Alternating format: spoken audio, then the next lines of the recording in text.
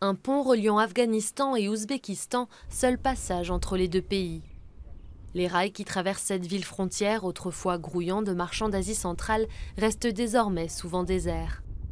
À 80 km de là, dans la capitale provinciale Mazar-e-Sharif, les commerçants ont du mal à tenir le choc. La situation actuelle est mauvaise. Il n'y a plus de wagons, plus de bateaux de marchandises, plus de camions. Les années précédentes, lorsqu'on achetait quelque chose, on devait attendre 5-6 jours qu'un bateau se libère pour livrer les marchandises de ce côté-ci. Mais maintenant, il n'y a plus de bateaux, plus personne n'importe. Résultat, le chiffre d'affaires de l'entreprise de Mohamed est en chute libre. Et pourtant, lorsque le régime taliban a été renversé en 2001, les affaires ont repris et il y avait de l'espoir. Mais ça n'a pas duré. Avec la fin de la mission de combat de l'OTAN en 2014 et le retrait des troupes étrangères, la situation s'est dégradée.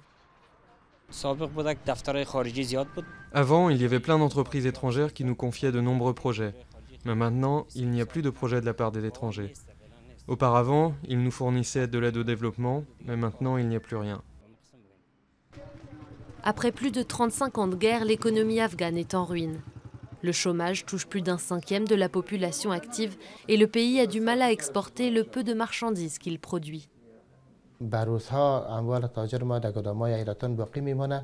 Si on veut exporter des raisins secs ou des mandarines, ils sont retenus trop longtemps à la frontière et les marchandises périssent.